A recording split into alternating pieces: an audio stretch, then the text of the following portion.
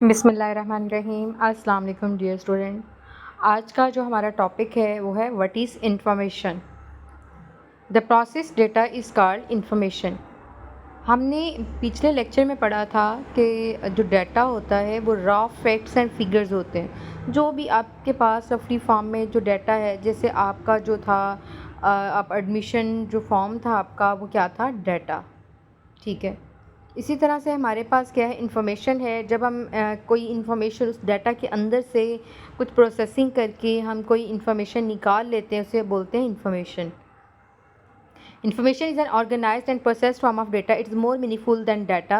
It is used for making important decisions. Data can be processed in different ways to produce the required information.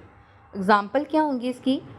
Data collected from census, जैसे हम मर्दमशुमारी के लिए data जो है वो collect करते हैं to generate different types of information.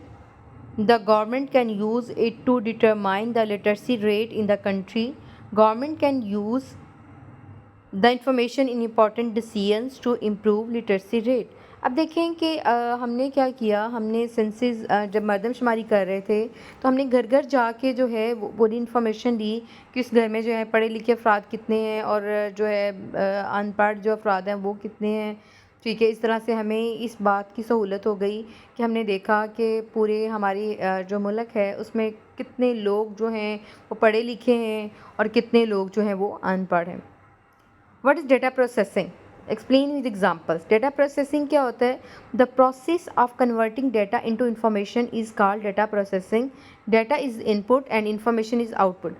तो वो वाला अमल जिसमें हम डाटा को इंफॉर्मेशन के अंदर कन्वर्ट करते हैं वो डाटा प्रोसेसिंग कहलाता है।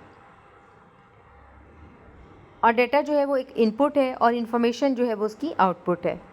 It is also known edge computing. इस अमल को हम कंप्यूटिंग भी कहते हैं। डियर स्टूडेंट, अगर पेपर में आपको पूछा जाए डिफाइन कंप्यूटिंग तो आपने डाटा प्रोसेसिंग, यही जो डेफिनेशन है इसको आपने लिख देना है। Data processing consist of different steps that are performed in a sequence. The basic steps of data processing are as follows: input, processing, output. Example क्या होगी इसकी? The addition process can be performed on the marks obtained by students in different subjects. This process adds the marks and provides total marks. In this process, the marks in different subject is data and the total marks is information. अब देखिए एक example है data processing की। इसमें क्या है कि student का रिजल्ट आया, ठीक है, उसके डिफरेंट सब्जेक्ट्स हैं, उसके 5 सब्जेक्ट्स हैं या 6 सब्जेक्ट्स हैं। उनके तमाम सब्जेक्ट्स के अंदर जो है उनके डिफरेंट मार्क्स उनको एलोकेट किए गए हैं। तो इसमें क्या होगा कि हम जो है उन सारे मार्क्स का जब टोटल कर लेंगे तो अब जो वो डिफरेंट सब्जेक्ट के मार्क्स हैं तो वो आपका इनपुट होगा, ठीक है, और जब आप उन मार्क्स को टोटल कर लेंगे तो वो आपकी इन्फॉर्मेशन बन जाएगी। नेक्स्ट क्वेश्चन है what is computer? Discuss primary components of a computer system. A computer is a machine that can be program to accept data, process data into useful information and store it for later use. A computer consists of hardware and software, and the machine is known as hardware. The program are called software. The processing of input to output is directed by the software, but performed by the hardware. अब देखिए computer क्या है? Computer एक machine है, electronic machine है जो कि data को एक्सेप्ट करती है, ठीक है, उस पर कोई प्रोसेसिंग परफॉर्म करती है और हमें बदले में क्या देती है? आउटपुट प्रोवाइड करती है। और उस आउटपुट को हम क्या करते हैं? अपने फ्यूचर यूज़ के लिए अपना जो है उसको सेव कर लेते हैं अपने पास। अब देखिए ये दो चीज़ों का मजमूआ है, किसका? सॉफ्टवेयर का और हार्डवेयर का। हमने पीछे पढ़ा था सॉफ्टवेयर क्या चीज़ है और हार्डवेयर क्या चीज़ है, ठीक है। हार्डवेयर क्या है? एक मशीन है, और सॉफ्टवेयर जो है वो प्रोग्राम है। A computer system require different components to perform the functions of input, processing, output and storage. These components are as follows. अब देखिए डिफरेंट हमारे पास कंपोनेंट्स हैं जो कि इस पूरे अमल के दौरान जो है वो अपना काम करते हैं। सबसे पहले input devices. The data that is given to the computer is called input. वो डाटा जो हम कंप्यूटर को देते हैं वो इनपुट कहलाता है। उसके बाद input devices are use to input data and instruction into the computer. अब देखिए इनपुट डिवाइसेस, पहले हमने इनपुट पढ़ा कि हर वो चीज़ जो हम कंप्यूटर को देते हैं वो इनपुट कहलाती है। अब वो जिस हार्डवेयर डिवाइस के ज़रिए क्या किया जाता है, वो डाटा जो है वो कंप्यूटर को दिया जाता है, वो कहलाती है इनपुट डिवाइसेस।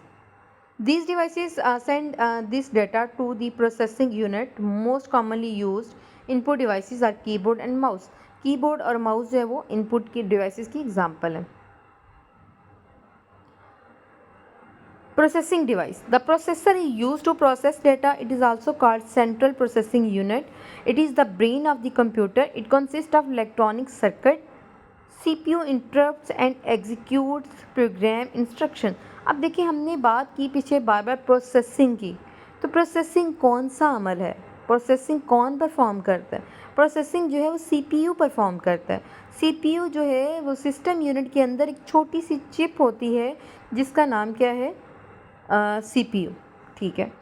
मेन मेमोरी जो है वो is use to store the input data before processing. It also stores processed data after processing until the data is sent to the output device. ठीक है। The main memory is closely connected to CPU but it is separate from it. Main memory जो है वो CPU के बहुत close होती है, लेकिन ये दोनों डिफरेंट हैं एक दूसरे से। Output devices. The data processed into useful information is called output. अब देखिए आपके मॉनिटर के ऊपर आपको जो रिजल्ट शो हो रहा है वो क्या है, आपकी आउटपुट। ठीक है। अब output devices are use to display the results of processing. अब देखिए आउटपुट जैसे हमने पढ़ा था इनपुट और इनपुट डिवाइसेस, इस तरह से आउटपुट और आउटपुट डिवाइसेस। आउटपुट क्या है, आपका यूजफुल इंफॉर्मेशन जो है वो आउटपुट कहलाती है, और जो रिज़ल्ट आपके पास शो हो रहा है, डिस्प्ले हो रहा है, वो क्या कहलाएगा, आपके पास आउटपुट डिवाइसेस कहलाएगा। The most common output devices are monitor and printer. Monitor और प्रिंटर जो है मोस्ट कॉमन आउटपुट डिवाइसेस हैं। Define storage devices. अब स्टोरेज डिवाइसेस कौन सी होती हैं? Storage usually refers to the secondary storage. The main memory stores data and program temporarily. The secondary storage is required to store data, information and program permanently. अब storage device, storage जैसे storage के अंदर साफ जाहिर है कि store करना किसी चीज़ को। ठीक है। तो कंप्यूटर के अंदर वो डिवाइसेस जो डाटा अपने अंदर स्टोर करती हैं उनको हम स्टोरेज डिवाइसेस बोलते हैं। ठीक है। कंप्यूटर में क्या होता है कि परमानेंटली डेटा स्टोर होता है और टेम्परेरी डेटा भी स्टोर होता है। ठीक है। उसके लिए हमारे पास क्या होती हैं, डिफरेंट डिवाइसेस हम यूज़ करते हैं, उनके नाम यहाँ लिखे हुए हैं। नेक्स्ट क्वेश्चन है, what is information technology? Describes it in detail. Information technology is the technology that uses computing with high speed communication links to spread information from one place to another. एक जगह से दूसरी जगह जो information फैलाई जाती है वो इंफॉर्मेशन टेक्नोलॉजी होती है। The interconnection of computers enables people. अब देखिए आप कंप्यूटर ने लोगों को इस काबिल कर दिया हुआ है कि वो क्या कर सकते हैं, इंफॉर्मेशन सेंड भी कर सकते हैं और रिसीव भी कर सकते हैं। The communication links are also use to communicate with different peoples in the world.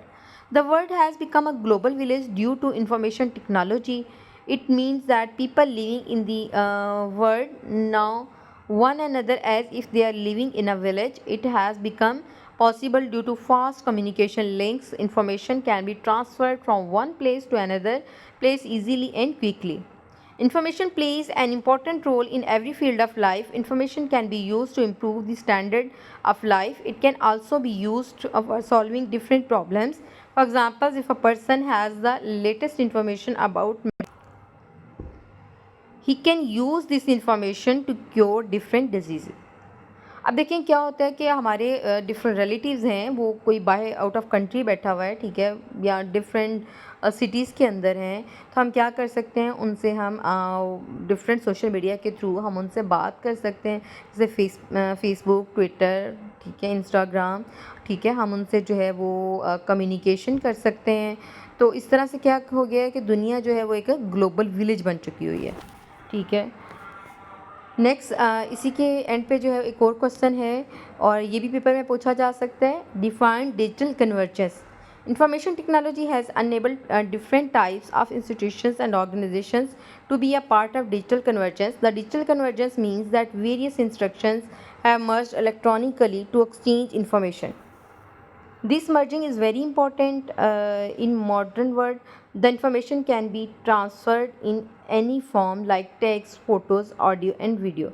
जब आप सोशल मीडिया को यूज़ करते हुए जो है वो अपना जो है अपनी इन्फॉर्मेशन जो है वो ट्रांसफ़र करते हैं, उसको बोलते हैं डिजिटल कन्वर्जेंस।